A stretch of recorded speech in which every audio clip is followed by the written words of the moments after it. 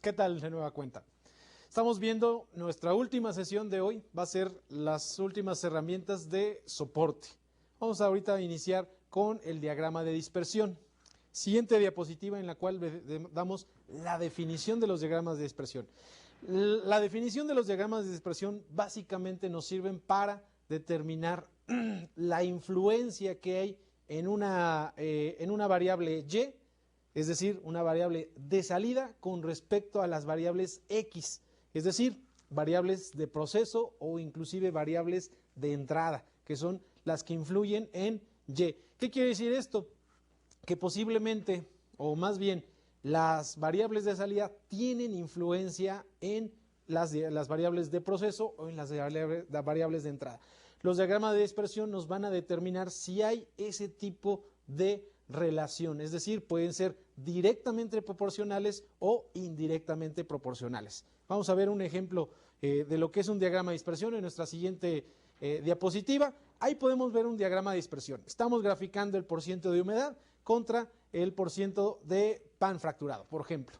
Es un dato. Lo que estamos viendo aquí que hay una tendencia en que definimos que a mayor humedad, mayor es la fractura de un pan, por decir algo en un ejemplo aquí. Sí, esto es un diagrama de dispersión en el cual nos da una relación directa. Existe una relación directa. Cuando los puntos están de alguna forma con una tendencia, en este caso es una tendencia positiva, a mayor humedad, mayor fractura, a menor humedad, menor fractura. ¿Esto qué nos puede dar de provecho?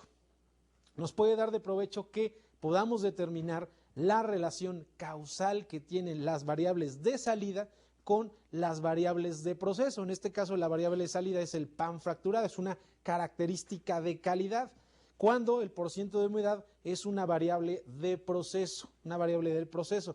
Por tanto, aquí lo que nos está dando es si hay una relación en la variable de salida con la variable de humedad. Entonces, de eso nos sirven los diagramas de dispersión, que tanto tienen de relación, ¿sí? De relación con respecto a una variable de salida. Obviamente los diagramas de dispersión siempre tienen que ser de dos variables, es decir, de una variable X que se grafica en el eje horizontal y una variable Y que se grafica en el eje vertical. Entonces, esto es lo que nos va a dar ese diagrama. Siguiente diapositiva. El uso. El uso nos está comprobando las causas, los factores o las causas por las cuales una variable se ve influenciada en su característica de calidad. En el ejemplo de resistencia de la cinta, habíamos visto, ¿sí? Que probablemente la resistencia de la cinta esté asociada al grosor de la película de polipropileno. ¿Qué quiere decir? Pues un diagrama de dispersión, yo recopilo muestras de resistencia y recopilo muestras del espesor de la película. Y grafico el espesor de la película contra la variable de salida que es resistencia. Evidentemente, los que conocen de este tipo de industria, en la cual pues el espesor tiene directamente una relación con la resistencia y nos tendría que salir una tendencia hacia arriba o positiva en esas dos variables. ¿Qué quiere decir? Que a mayor grosor nos da mayor resistencia, a menor grosor nos da menor resistencia. Eso también sería una forma de determinar las causas de un problema, como lo vimos en nuestros diagramas anteriores, la resistencia era uno de los defectos principales, mayores, de mayor frecuencia, y lo asociábamos a cuál es la causa. Entonces el diagrama de dispersión también nos da una causa posible, nos da una causa que podamos determinar. Y obviamente al determinar que hay una relación causal entre una variable X y una variable Y, nos da el control de determinar si yo controlo el espesor de la película, controlo también la resistencia de la cinta. Entonces hay una relación causal directa. Nomás tengan mucho cuidado en este sentido porque la Y como variable de salida puede tener influencia de no solo una variable, puede tener de dos o inclusive de tres variables. los diagramas de dispersión es una forma fácil y rápida de determinar esa relación causal. Hay otros métodos más elaborados como regresiones lineales o regresiones lineales múltiples. Y esa relación lineal múltiple es la que nos va a dar la relación causal de muchas variables con respecto a una variable de salida. Si se dan cuenta, en la anterior diapositiva, vemos que hay una tendencia directa. Una tendencia directa quiere decir que cumple con una linealidad, es decir, cumple una ecuación lineal. ¿Por qué? Porque es directamente proporcional. Por tanto, nosotros podemos representar el comportamiento de, en el ejemplo anterior, fractura del pan contra el porciento de humedad, lo podemos representar por una ecuación lineal y poder predecir el comportamiento. ¿Cómo podemos predecir? A determinado espesor nosotros vamos a tener determinada resistencia. Ahí en esa gráfica está construida de alguna forma que podemos predecir el comportamiento. Aquí básicamente el diagrama de dispersión tiene ciertas ventajas y tiene desventajas. La ventaja, bueno, nos da esa relación causal que hay entre variables X y variables Y, pero también la desventaja es que solo nos da por una variable X a variable Y. La regresión lineal múltiple nos da 5, 6, 7, 8, 3, 4 variables relacionadas a una variable de salida. No es tema de este foro, la regresión lineal, sin embargo, se los comento para que tengan claro que no solamente el diagrama de dispersión nos sirve para tener una relación causal de una sola variable, porque entre metamos más variables puede tener interacción entre las variables X para que nos dé la variable Y. Entonces, importante que cumple con una linealidad. Por tanto, podemos representar y predecir el comportamiento del porciento de pan fracturado o la resistencia de la cinta a través de una ecuación lineal de una variable. Lo podemos hacer de una variable. Siguiente diapositiva. Uso del diagrama de dispersión. Primero, punto. Hay que recolectar alrededor de 30 o 90 muestras. Es lo recomendable para poder representar el diagrama de dispersión. Esas 30 o 90 muestras deben de tener también un periodo de tiempo y debe representar el proceso natural. Tratar de representar el proceso natural. ¿Esto qué quiere decir de representar el proceso natural? Sí, nosotros tenemos, y vamos a ver en la siguiente herramienta, la estratificación. Si nosotros tenemos 3 turnos, tenemos 2 máquinas, o dentro de una misma línea se dividen 2 máquinas, tenemos que representar ese proceso. Entonces, las 30 o 90 muestras deben de representar el proceso completo. Entonces, tengan mucho cuidado con eso. Hay que trazar los ejes horizontales. Recuerden, el eje horizontal siempre va a ir la X y la X es la variable de proceso o variable de entrada y la Y es la variable de respuesta o la variable que queremos encontrar, la variable de salida es la Y. En este caso o en los ejemplos que hemos visto, resistencia de la cinta o porciento de quebrado del pan. Siguiente, vamos a empezar a graficar cada punto asociado uno a uno, es decir, tenemos que asociar un punto al mismo tiempo que registramos la resistencia, registramos un espesor de película. O en el caso del pan, bueno, registramos un porciento de humedad por un dato de porciento de quebrado del pan. Entonces, siempre tener datos a la par. No podemos tener 30 datos de una variable y 90 datos de otra variable. Siempre tienen que ser en la misma cantidad de muestras dentro de cada variable que muestreamos. Asegúrense que sean 30 de una variable y 30 de otra, o 40 de una variable o 40 de otra variable, y represente todo el proceso, la estratificación, que más adelante lo vamos a ver. Siguiente punto, vamos, si existen demasiados datos, es decir, podemos tener 150 datos porque eso es lo que recolectamos. Bueno, lo primero que hay que hacer es les recomendamos hacer un histograma y ver qué comportamiento tiene, si es una distribución normal. Normalmente, cuando hay una distribución normal en el histograma, lo vimos en la herramienta, recuerden, si hay una distribución normal, lo más seguro es de que cumpla con una linealidad, es decir, que haya una relación causal entre las dos variables. Eso nos puede servir el histograma para determinar eso. Siguiente, en la tabla de frecuencias con índices vamos empezando a graficar y construyendo la tabla de cada uno de los valores para determinar la relación de valores entre cada una de las variables. ¿Se acuerdan? 30 valores de la otra variable. Siguiente lámina. Hay que determinar si existe esa dispersión. Esa dispersión quiere decir que hay una relación causal y la relación causal puede ser lineal. No necesariamente todas las variables se comportan en forma lineal.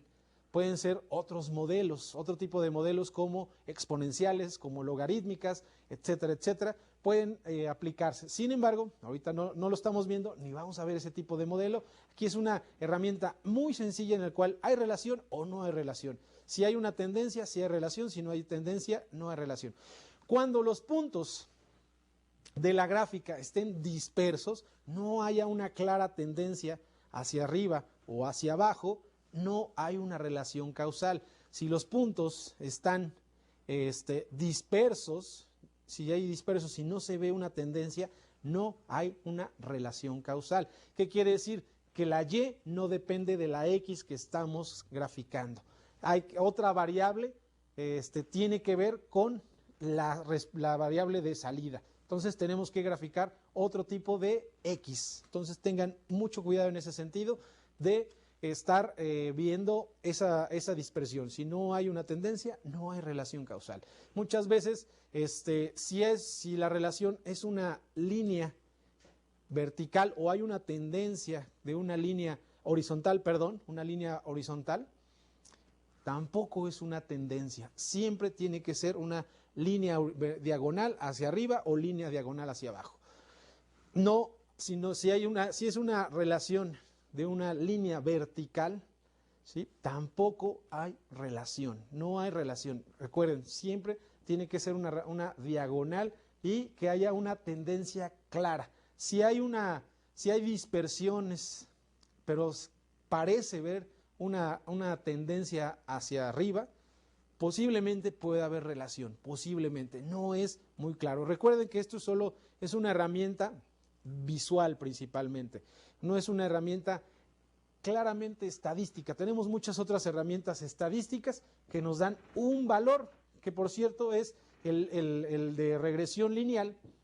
El análisis de regresión lineal, ya sea por una variable o múltiple, sí nos da un valor estadístico que se llama el índice de correlación. Ese índice de correlación es qué tanto nos dice, va de 0 a 100 y está dado en porcentaje. ¿Qué quiere decir? Que más del 80% de un índice de correlación nos dice que los datos que nosotros estamos graficando sí cumplen con la linealidad. El 80% de los datos cumple con la ecuación lineal. Eso es una regresión y nos da un índice de correlación por el cual sí determinamos que hay estadísticamente una linealidad. Esta herramienta, diagramas de dispersión, es una forma visual rápida de determinar si hay una relación o no. Y ya el análisis de regresión es un poquito más a detalle, donde nos da ese índice de correlación y nos determina estadísticamente que sí podemos predecir con esa ecuación el comportamiento de una Y a través de una X o de varias X. Ok, siguiente diapositiva. Estratificación. El método de estratificación básicamente es separar. La definición clara es separar, tratar de encontrar los comportamientos de nuestro proceso por diferentes formas. Es decir, principalmente estratificamos por turno, por máquina o inclusive por línea. Si nosotros tenemos 5 líneas de un mismo producto, la estratificación no vamos a tomar los datos de una sola línea, sino tenemos que estratificar las 5 líneas. Y de las 5 líneas habría que estratificar en turnos. Una línea tiene 3 turnos, otra línea tiene 1 turno, otra línea tiene 2 turnos, otra línea tiene 3, etcétera, etcétera. Tenemos que tomar datos de esos 3 turnos de esta línea, los 2 turnos de esta línea, la línea tiene un turno de ese turno. Eso es estratificar principalmente. Un caso típico en la cual hay una mezcladora y de esa mezcladora se divide en 2 líneas, en dos máquinas, parecen iguales. Sin embargo, la estratificación no podemos tratarla como si fuera una línea. Tenemos que estratificar, separar, ¿sí?, las máquinas en 2 partes. En 2 partes y tenemos que muestrear los 2 puntos. Siguiente diapositiva. Características y estratificación. Son los ejemplos más claros de estratificación dentro de este tipo de herramienta de estratificación. Por operario, ¿sí? Si en un turno hay 2 operarios que están controlando una máquina, tengo que estratificar, es decir, a los 2 operarios. Tengo que muestrear al operario 1 y muestrar al operario 2. Tengo que asegurar. ¿Qué es lo que la estratificación me va a dar? La representación del proceso natural. Ese es el proceso natural, ¿sí?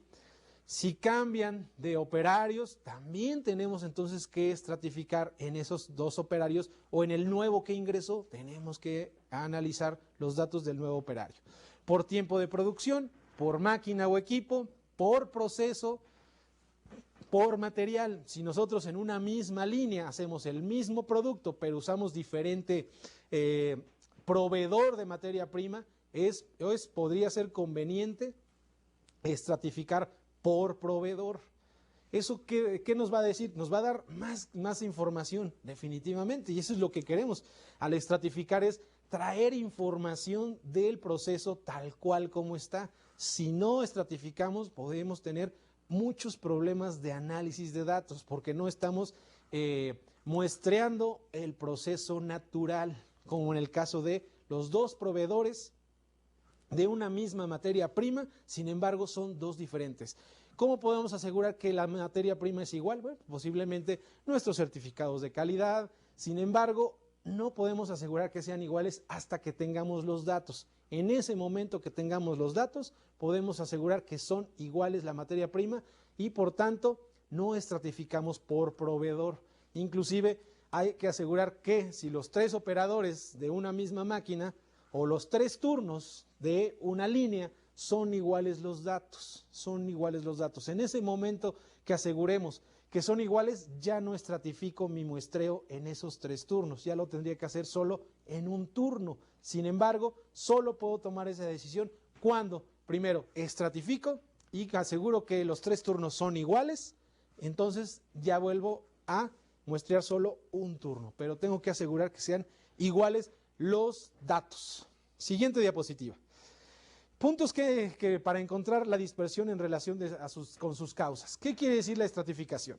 Es ver las causas que puede tener diferentes problemas o características de calidad en una línea y estratificar si realmente las causas potenciales están por situación de diferente turno. Es muy típico en los procesos de manufactura que un turno trabaje de una forma, otro turno trabaje de otra forma y otro turno trabaje de otra forma, e inclusive la calidad del producto sigue siendo la misma.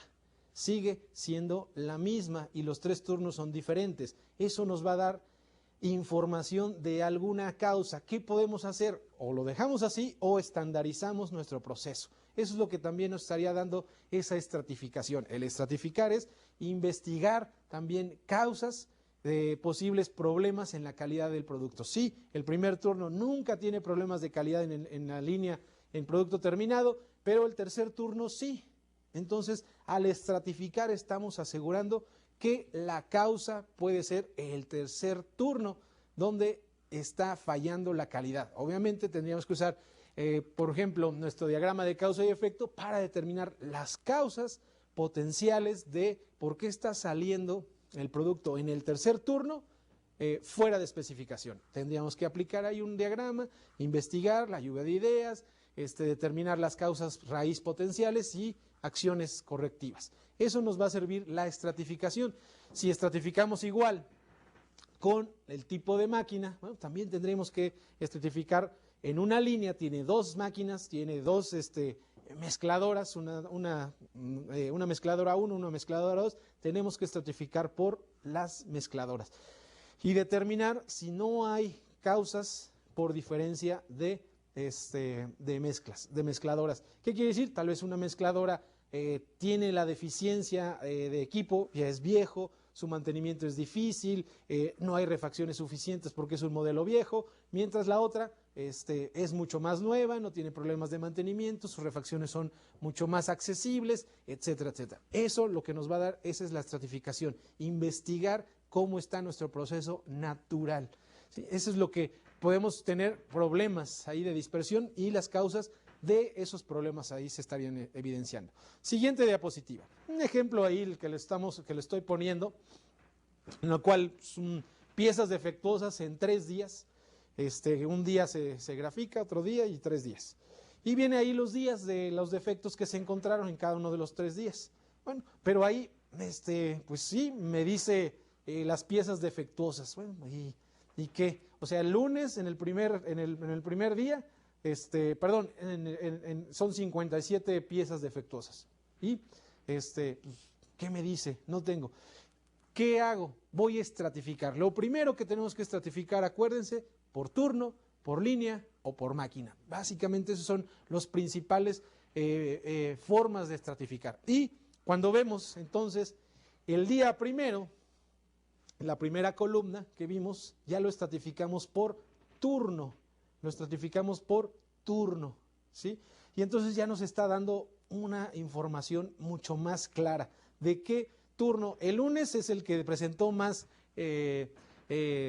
piezas defectuosas, pues fue el segundo. Si ustedes ven el primer día, lunes, 25 piezas defectuosas. Nos está diciendo ya, el segundo turno tiene una situación, algo tenemos que investigar. Sin embargo, ¿un día es suficiente? No lo sé, no lo sé. Tenemos entonces que muestrear de los 3 turnos todos los días, es un ejemplo. Y también los días es una forma de estratificar, las semanas es una forma de estratificar, los meses es una forma de estratificar, ¿sí? Entonces ahí estamos estratificando por día y por turno.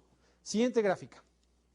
Y lo que estamos viendo, el total, si ustedes vieron en la tabla anterior, vemos el total de defectos. El total de defectos tiene la mayor cantidad en el tercer turno. ¿Qué quiere decir? Lo que al estratificar por día y por turno, lo que estamos investigando es que el tercer turno es el que tiene mayor cantidad de defectos. ¿Qué quiere decir eso? Pues que tenemos que enfocarnos a encontrar las causas raíz de los defectos en el tercer turno, no en el primero, no en el segundo, aunque se presentan defectos, pero la mayor cantidad de defectos es en el tercer turno. Enfocar esas acciones. ¿Qué está pasando? El personal del tercer turno está capacitado, las máquinas del tercer turno se comportan en la noche de diferente forma, las condiciones de operación tienen que cambiar en la noche por el frío o por cualquier situación que encontremos de causa, de relación causal con respecto al número de defectos. Aquí la estratificación lo que nos da es una visión mucho más amplia de nuestra problemática. Tenemos que determinar la estratificación. Siguiente diapositiva. Bueno, nuestra última herramienta, gráficas de control. Las gráficas de control básicamente es una estadística que hace más de 50 o 60 años se han estado usando. Se usaron mucho más en los 70s y fue un boom en los 70s los gráficos de control. Actualmente se siguen utilizando los gráficos de control, principalmente, vemos ahorita la siguiente diapositiva, lo que nos va a llevar son la definición, y quería primero la definición. Este esquema nos va a determinar la variabilidad que tiene o la variación que tiene una característica del proceso o una variable del proceso. ¿Qué tanto nos varía? Eso es lo que nos va a determinar las gráficas de control. ¿Cuánto es la variación de nuestro proceso? ¿Cuál es la variación de una variable o de muchas variables? Eso es lo que nos va a dar de beneficio las gráficas de control. Siguiente diapositiva. Bueno, el objetivo, como habíamos visto, es establecer las especificaciones dentro de un proceso para cumplirlas. Las gráficas de control nos pueden dar la capacidad que tiene el proceso de cumplir, uno, las especificaciones marcadas. ¿Sí? Ustedes, su producto terminado tiene ya unas especificaciones determinadas, ya sea por ustedes o por su cliente, y las gráficas de control lo que nos van a mostrar es si nuestro proceso natural o con ajustes de la máquina, los ajustes de la línea, ¿sí? Si puede o tiene la capacidad o habilidad de cumplir con esas especificaciones. Un ejemplo muy claro, si nosotros una inyección de moldes, por ejemplo, de piezas de moldes, piezas automotrices, por ejemplo, de moldes, pues nuestro proceso natural nos da 15 piezas por minuto, por decir algo. Nuestro proceso nos da 15 piezas por minuto y nos determina las dimensiones de esa pieza, el largo, el ancho, inclusive el peso. Lo que determinan las gráficas de control es si esa máquina tiene la capacidad y habilidad de dar un rango de esas dimensiones. Cada dimensión tiene una especificación y tiene un rango, un límite mayor y un límite menor, o máximo o mínimo. Las gráficas de control lo que nos van a dar es si es capaz esa máquina de inyección de dar esas especificaciones, esos rangos. Todo equipo, todo proceso tiene variación. La variación es natural de los equipos. Obviamente, un equipo que no tenga mantenimiento, un equipo ya muy viejo, un equipo con refacciones usadas, pues va a tener una mayor variación. Un equipo nuevo, con mantenimiento preventivo, bien programado, refacciones nuevas y originales, etcétera, nos va a dar una variación menor. Eso en general. Sin embargo, lo que tenemos que evidenciar con las gráficas de control es cuánta es esa variación. Eso es lo que nos va a dar principalmente esos gráficos de control para determinar entonces las especificaciones que nos puede dar el equipo. Básicamente es lo que nos va a dar si podemos o no podemos cumplir las especificaciones con ese equipo. Eso es lo que nos va a dar estas gráficas de control. Siguiente diapositiva.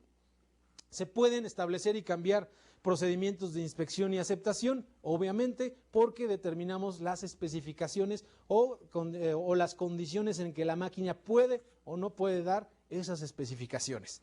¿Sí? También lo que nos va a dar es investigar las causas de variación cuando tenemos que tomar una acción y que permita eliminar cualquier causa. ¿Qué quiere decir esto? Bueno, vamos a investigar por qué está variando.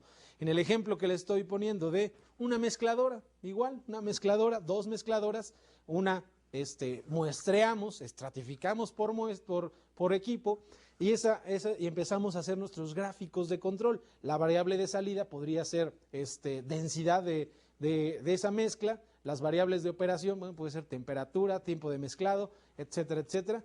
Y lo que vamos a ir graficando son más adelante vamos a ver cómo se grafican las gráficas de control, cómo se construyen los gráficos de control.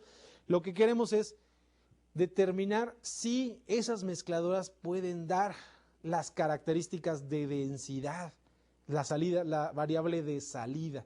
Y hacemos un gráfico de control, estratificamos, hacemos gráficos de control en una y en otra y podemos determinar si son iguales o no, si las dos pueden cumplir con la especificación de densidad. Posiblemente una sea una máquina más vieja o posiblemente el operador no esté capacitado y provoque variación dentro del proceso del mezclado, del mezclador 1 y del mezclador 2, y eso posiblemente nos dé mayor variación.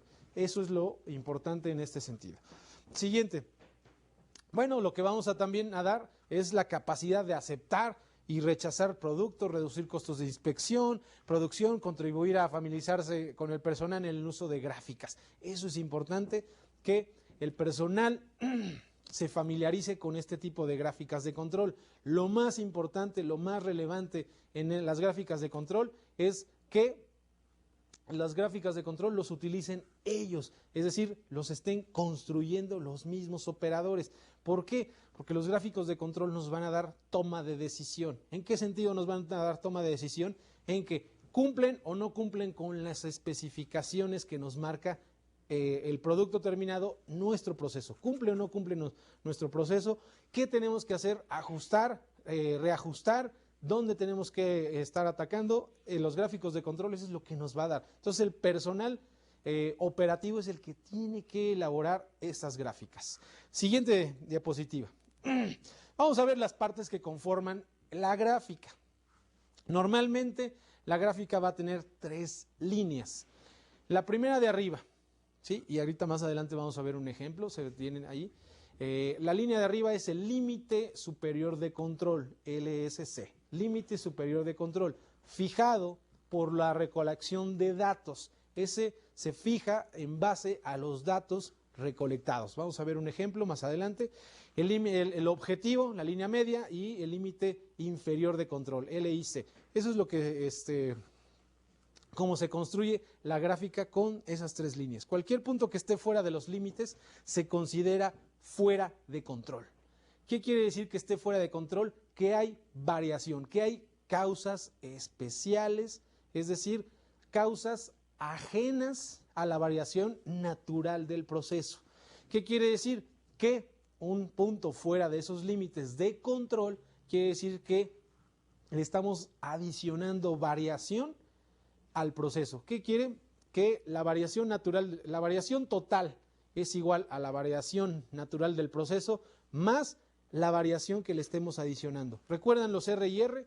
Pues la variación del R y R del sistema de medición puede ser una variación que le estemos adicionando. Eso significa que hay un punto de fuera de control por la variación que hay del sistema de medición. Otra causa especial principalmente es que estemos ajustando la máquina. No está dando las especificaciones y ajustamos la máquina.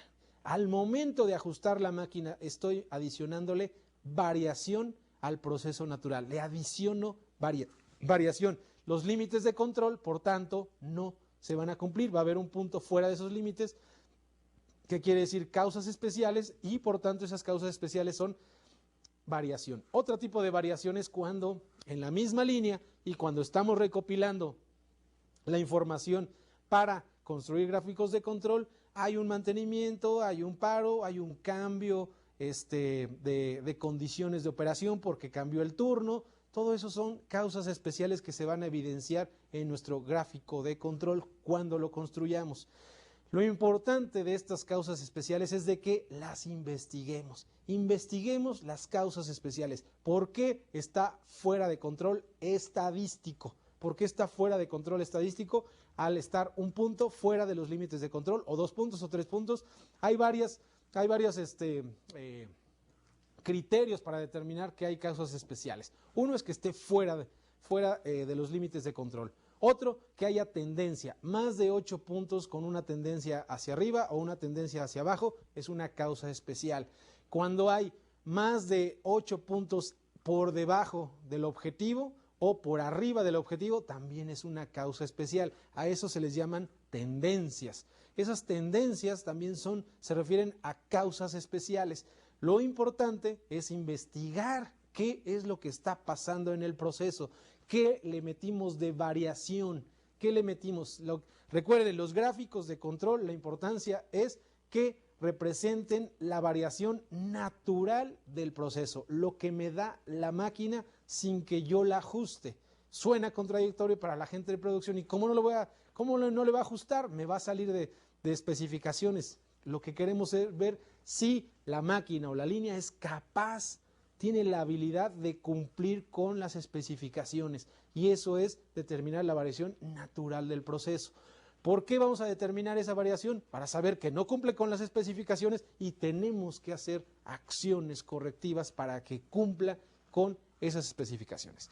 Siguiente diapositiva. Bueno, esa es una típica gráfica de control. Como vemos, son 3 líneas. Bueno, la línea superior azul, como la ven, límite superior de control. La línea de abajo, límite inferior de control, y la de en medio, que es el objetivo, Las 3 líneas se calculan en base a los datos que estamos recopilando. Vamos a ver más adelante cómo se calculan.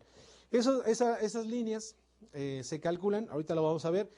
Los datos, como ustedes los ven, los datos punteados, está en control estadístico. No hay una tendencia, no hay puntos fuera de los límites de control, por tanto está en control estadístico. Quiere decir que no hay causas especiales, por tanto, la variación que estoy viendo es la variación natural del proceso, el equipo como está, sin que yo ajuste, sin que yo cambie una bomba, sin que yo corte el proceso y después vuelva a iniciar otro proceso o el mismo producto, pero corte, me va a dar una causa especial. Siguiente diapositiva. Gráfico de control. Hay dos tipos de gráficos de control. Las XR, X rangos, y las X sigmas o desviación estándar. Cada una tiene un objeto de graficar. Los más utilizados son los XR principalmente. Siguiente diapositiva. También hay otras 4 gráficas de control. La gráfica de fracciones por unidad defectuosa, las gráficas NP, que son las fracciones por unidad defectuosa de muestras de tamaño constante, y las gráficas C, que se refieren al número de defectos por unidad, ¿sí? Cuando vemos una unidad y el número de defectos que hay en una unidad. Y las gráficas P, a diferencia, es el número de defectos en un tamaño de muestra variable, y NP es un tamaño de muestra constante. Entonces son los 5 diferentes tipos de gráficos de control.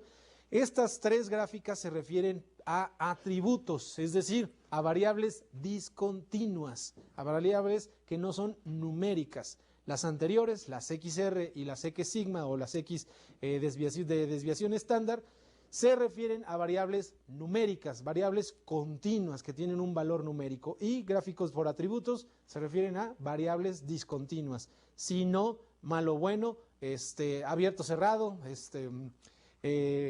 no cumple, si cumple, etcétera, etcétera. Siguiente diapositiva. Bueno, esta es una gráfica que les pongo para cómo utilizar, cuál es la decisión de cuál gráfico tengo que utilizar de los 5 gráficos de control, cuál es la que tengo que utilizar. Y ahí viene. Primera pregunta es si es una variable continua o es una variable discontinua, numérica o no numérica. Y entonces me voy a variables o atributos. Y de esa forma yo voy haciendo un árbol de decisión para determinar cuál es la gráfica de control que más me sirve, cuál es la gráfica de control dependiendo de mis variables que tenga y las variables que yo quiero controlar y determinar causas posiblemente o determinar las especificaciones más claras. Siguiente diapositiva. Las gráficas XR, ya lo habíamos visto, ahorita vamos a verlas con más detalle. Y el valor medio y la dispersión del proceso es lo que nos da las gráficas XR. ¿Qué tanta dispersión, qué tanta variación tiene una variable? Y la podemos determinar con los XR. Siguiente diapositiva. ¿Cómo vamos a construir la gráfica? Primero vamos a tomar alrededor de 100 muestras, divididas normalmente entre 4 o 5 subgrupos. Es decir, de 100, si lo vamos a tener 5 subgrupos, vamos a asociar 5 muestras y vamos a tener, por tanto, 25 subgrupos. ¿Ok? Bueno, la letra N se refiere al tamaño de muestra y la letra K se refiere a subgrupos. Calcular XR de una muestra, siguiente diapositiva, ahí lo vamos a ir viendo. Ahí están las fórmulas que se utilizan para determinar el límite superior de control, el límite inferior de control y el objetivo, en base a la información muestreada. Toda se refiere a la información muestreada, todos esos datos. Las gráficas X y las gráficas R, ahí está la límite central, el límite de control superior, el límite de control inferior y sus gráficas y sus fórmulas. A2, por ahí si lo ven en gráfica X, se refiere a una constante en base a N, que es el número de muestra, el número de subgrupos que tenemos asociados. Siguiente diapositiva, ahí están, les muestro lo que significa A2, D3 y D4, que ustedes lo vieron en la anterior diapositiva, para que ustedes vean cómo se va calculando, y esas son las constantes. Si ven, N se refiere al número de subgrupos. Cuando teníamos 100 muestras, asociamos 5 muestras, ¿sí? Para tener ahí un promedio, y por tanto entonces tenemos 25 subgrupos. N se refiere a 5. Entonces cuando tenemos N5, pues utilizamos A1, A2, B3, B4, D3, D4, dependiendo de lo que nos pida la fórmula, ya sea de gráfica de X y gráfica de R. Así es como construimos esa gráfica. Y bueno, viene un ejemplo, los subgrupos son 5 subgrupos y estuvieron muestreando X1, X2, X3, X4, X5, 5 días de una variable X, la que ustedes quieren, peso de un tornillo, digamos, todo está en gramos, peso de un tornillo, y bueno, tenemos ahí la suma, en el subgrupo 1, la sumatoria, 1340, la media, 268, que es la media de esos 5 datos, es decir, la fila, el subgrupo 1, y el rango, es decir, el rango, el valor máximo y el valor mínimo del subgrupo, y así calculamos cada fila, o cada fila y vamos calculando. Entonces, aquí ya tenemos todo el cálculo de cada una de las filas, es decir, la media y el rango del grupo, del subgrupo, perdón, y al final, si ustedes ven hasta abajo de la tabla, bueno, vemos la media de medias. La media de medias quiere decir que es la media de cada subgrupo, la sumo y la divido entre 25. Y el rango, de igual forma, sumo el número de 25 y le sumo. Ahí vienen los cálculos en la siguiente gráfica de cómo vamos calculando por cada una de las filas o cada uno de los grupos, ¿sí? Hasta determinar tanto la media de media como la media de rangos. Ahí lo vemos entonces que sale la media de medias y los rangos. Siguiente diapositiva. Y obviamente calculamos los límites de control en base a las constantes. Acuérdense, una constante es A2, ahí tienen las tablas, son las tablas utilizadas siempre. Entonces ahí podemos ver, y sale el límite de control superior 297 y el límite inferior 248, mientras la media de medias sale 272. 272 es la media de medias. Y los rangos también. Los rangos, acuérdense, también tienen unas fórmulas y utilizamos las mismas tablas para determinar los límites superiores de control y inferior y el objetivo de la gráfica de rangos. XR, X es medias y R son rangos. Y bien, ahí viene, y ese es el resultado de esa gráfica. De esa gráfica, básicamente es lo que nos está mostrando. No hay una causa especial porque no hay puntos fuera de los límites de control, no hay unas tendencias, es decir, 9 puntos que vayan hacia abajo o 9 puntos consecutivos que vayan hacia arriba, no hay 8 puntos que estén arriba de la media o 8 puntos abajo de la media, que son principalmente lo que nos daría causas especiales. Es así como se va construyendo estos gráficos de control. Siguiente diapositiva, bueno, pues ahí está la gráfica de control. Ahí sí se ven, en las primeras muestras se ven puntos fuera de control. ¿Qué quiere decir que fuera de control? Que hay algunas causas especiales en la gráfica de rangos, que es motivo de investigar qué sucedió en las 3 primeras muestras. ¿Qué pasó? ¿Se modificó el proceso? ¿Adicionaron alguna variación al cambiar de producto, al cambiar de materia prima? ¿O cambiamos de turno? ¿Qué sucedió? Que hubo una variación. Eso es lo que nos está indicando la gráfica de rangos. Son puntos fuera de control. Siguiente diapositiva. Bueno, vamos a ver los gráficos de C, control, que son gráficos de control C, que habíamos visto que son el número de defectos que tiene una unidad. Número de defectos que tiene una unidad. Puede ser que tenga 5 defectos una unidad, otra unidad tenga 3 defectos la unidad, etcétera, etcétera. ¿Cómo vamos a construir esta gráfica? ¿Sí? Primero, vamos a determinar el número de muestra. ¿Cuántas muestras tenemos? Es decir, N. Pueden ser 100, pueden ser 15, pueden ser 20 muestras. 20 muestras.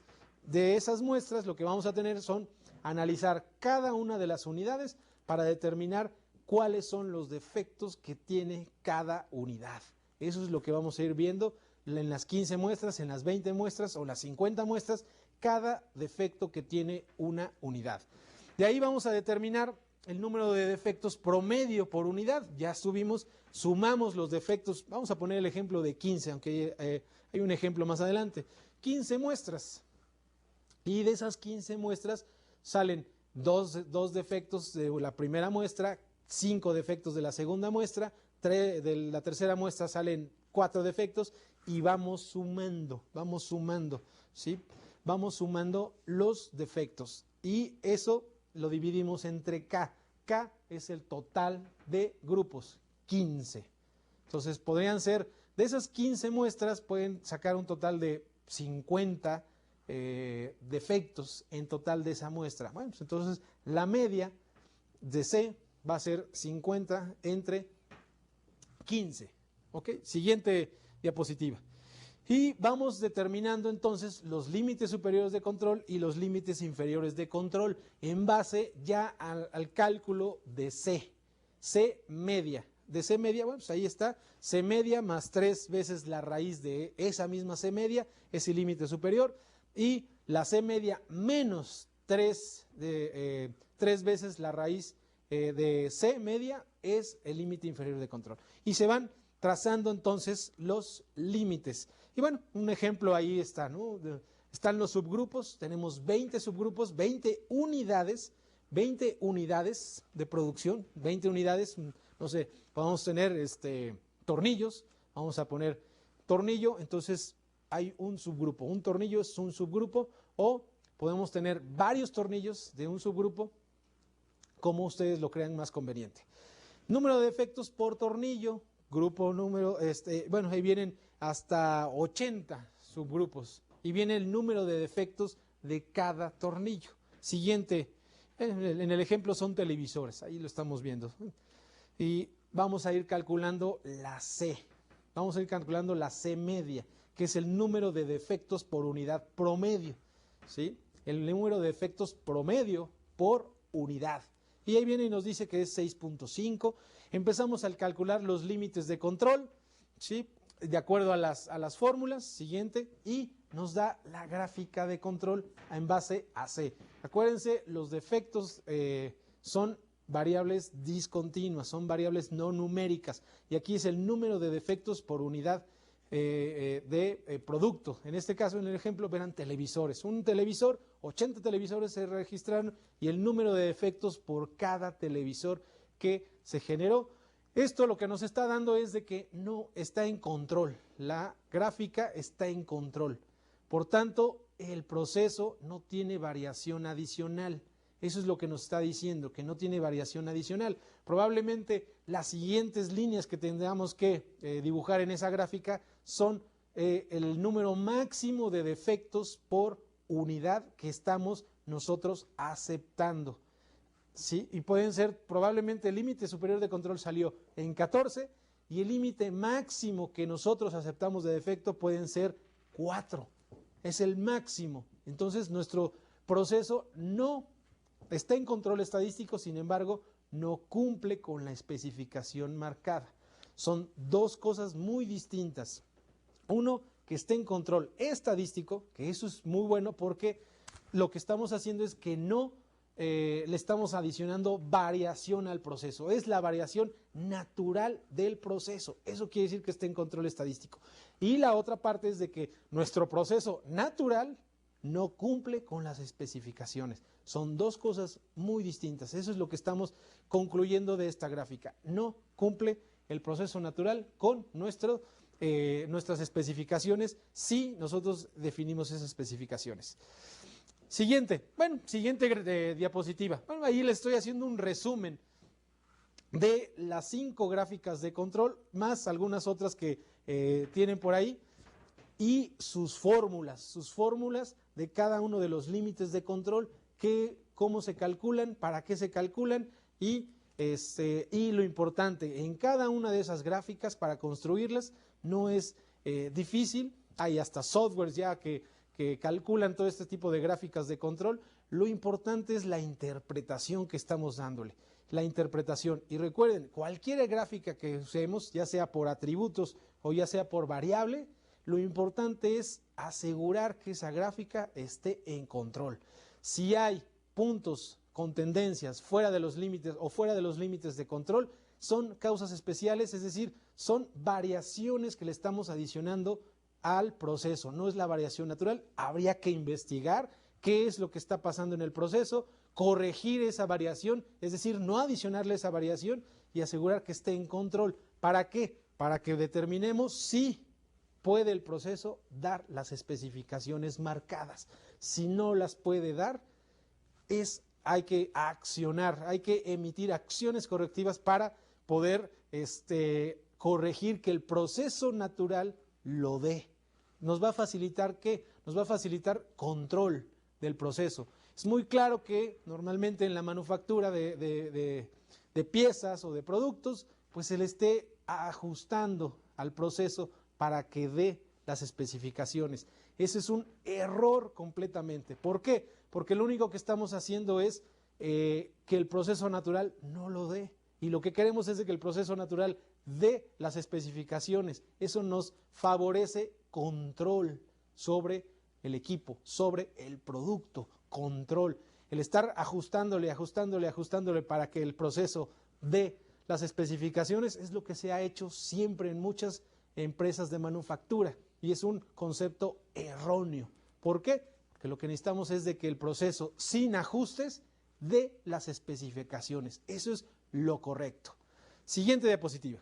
Bueno, ahí le estoy dando en la diapositiva un diagrama de flujo para empezar a construir las gráficas XR. Bueno, pues ahí va un diagrama de flujo en lo que se le está preguntando qué se va a hacer, cómo se va a hacer, qué tenemos que ir colocando, cuáles son los límites de control calculados, qué variables son las que vamos a ir definiendo, etcétera, etcétera. Bueno, pues ahí hay un diagrama para gráficas XR. Siguiente diapositiva. Bueno, también les estoy adicionando un diagrama de flujo para gráficos P, que son análisis de artículos defectuosos, ¿sí? Entonces también es la forma en que estamos adicionando información para que ustedes vayan viendo cómo ir construyendo sus gráficos P. Siguiente diapositiva.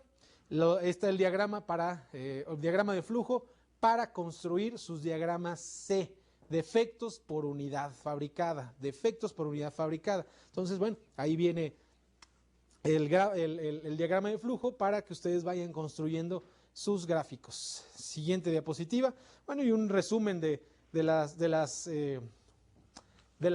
fórmulas para calcular los límites superiores de control y los límites inferiores y el límite central de cada uno de los gráficos. Aquí vemos XR, qué significa cada una. Recuerden que los factores D3, D4, A2, D2 son factores constantes que vienen en unas tablas en base al número de muestras o subgrupos que tenemos en nuestro muestreo. Recuerden, el subgrupo es la asociación de unidades. Tenemos 100 muestras y asociamos 4 o asociamos 3 muestras para dar uno solo, el N sería 3. Y así sacamos el valor de las constantes para calcular los límites. Bueno, también ahí están los gráficos de P, las fórmulas para que ustedes tengan claro que esas fórmulas son para determinar límites superiores y límites inferiores de control. Siguiente diapositiva, gráfica C, igual, hago un resumen para que ustedes vean cuáles son las fórmulas y determinen ustedes sus límites de control y puedan ustedes determinar si están fuera o no están fuera de control su proceso. Bueno, un poco ya para ir redondeando la idea de los gráficos de control, también tenemos dos puntos importantes, el CP. El CP es también un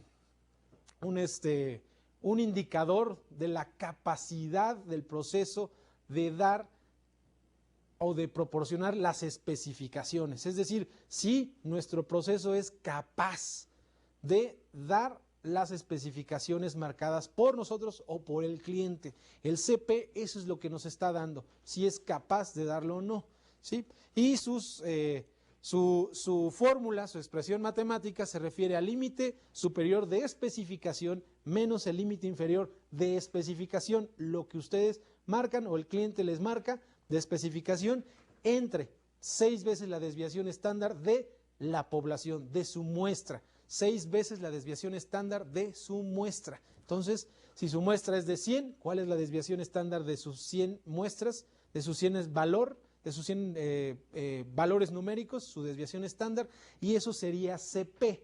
¿Qué quiere decir el CP? Vamos a la siguiente diapositiva. ¿Qué quiere decir el CP? Mayor o igual a 1 quiere decir que el proceso cumple o puede cumplir o es capaz de cumplir con las especificaciones marcadas por ustedes o por su cliente. Si es 1 o mayor a 1, eso es capaz. Si la capacidad o el CP es menor a 1, significa que el proceso no cumple con las especificaciones. Quiere decir que si no estamos cumpliendo con las especificaciones, el proceso natural no puede darnos esas especificaciones. Tenemos que hacer acciones correctivas. Debemos hacer acciones correctivas para que nuestra variación del proceso sea menor, sea mucho menor.